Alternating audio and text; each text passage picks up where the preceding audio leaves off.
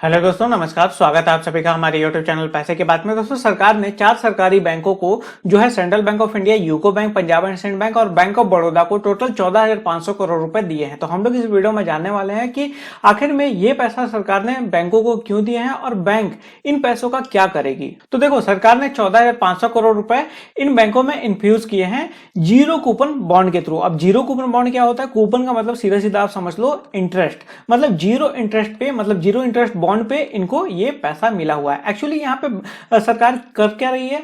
Actually यहाँ पे directly tax payer का पैसा यहाँ पे नहीं दे रही है। जो अदर जो पीएसयू जो बैंक्स है उनसे ये पैसा उठा के वहां पे बॉन्ड इशू करके, जीरो कूपन बॉन्ड इशू करके इन बैंकों में पैसा वो इन्फ्यूज कर रही है। और ये जो पैसे का अनाउंसमेंट है ये 2020-21 में हुआ था और ये पैसा इनको 31 मार्च 2021 तक मिल चुका है। मतलब 2021-22 के फाइनेंशियल ईयर में ये अमाउंट डिस्ट्रीब्यूट नहीं हुआ, मतलब ये पिछले फाइनेंशियल ईयर का ये जो है ये पैसा है। और इन 4 बैंकों में पैसा देने के अलावा पिछले फाइनेंशियल ईयर में सरकार ने 4,100 करोड़ रुपए इंडियन ओवरसीज बैंक को भी दिया था। तो अब हम लोग जानते हैं कि किस बैंक को कितना पैसा मिला है। तो बैंक ऑफ इंडिया को यहाँ पे 3,000 करोड़ रुपए मिला है, सेंट्रल बैंक ऑफ इंडिया को 4,800 करोड़ रुपए मिला है और यूको बैंक को 2,600 करोड़ रुपए मिला है और पंजाब एंड सिंध बैंक को 5,500 करोड़ रुपए मिला है। मतलब सबसे ज्यादा पंजाब एंड सिंध बैंक को यहाँ पे पैसा दिया गया, मतलब सबसे ज्यादा यहाँ पे पंजाब एंड सिंध बैंक को पैसा दिया गया है और इसके बाद में फिर सेंट्रल बैंक ऑफ इंडिया को पैसा दिया गया है, इसके बाद में फिर बैंक ऑफ इंडिया को पैसा दिया गया है, इसके बाद में फिर यूको बैंक को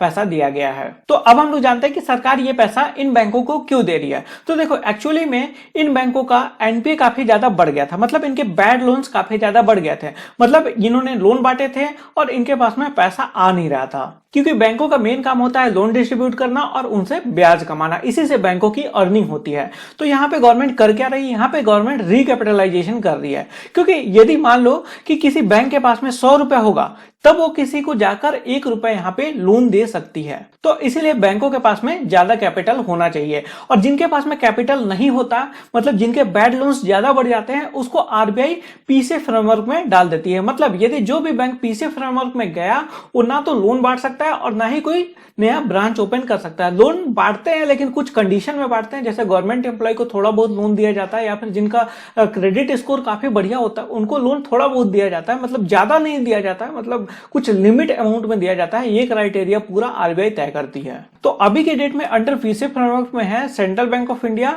Punjab and Sind bank and Indian overseas bank. तो यहाँ पे गवर्नमेंट ने रिकैपिटलाइजेशन किया है ताकि इन बैंकों को अंडर पीसी फ्रेमवर्क से बाहर निकाला जा सके और जैसे इनके पास में कैपिटल आ जाएगा तो आरबीआई क्या करेगी? इनको पीसी फ्रेमवर्क से बाहर निकाल देगी, इसके बाद में फिर ये लोन वगैरह डिस्ट्रीब्यूट कर पाएंगे। तो बस इस वीडियो में बस एक छोटी सी जानकारी थी। आई होप आपको वीडियो पसंद आएगा। यदि आपको वीडियो पसंद आएगा तो वीडियो को लाइक कर दीजिएगा, यदि आप चाहते हैं तो इस वीडियो को शेयर भी कर दीजिएगा और यदि कोई सवाल या फिर आपका सुझाव हो तो नीचे कमेंट करके जरूर बताइएगा और चैनल को सब्सक्राइब कर लीजिएगा और सब्सक्राइब करने के बाद में बेल आइकन को दबा दीजिएगा ताकि इसी तरीके के और अधिक वीडियो का नोटिफिकेशन आप तक पहुंच पाए।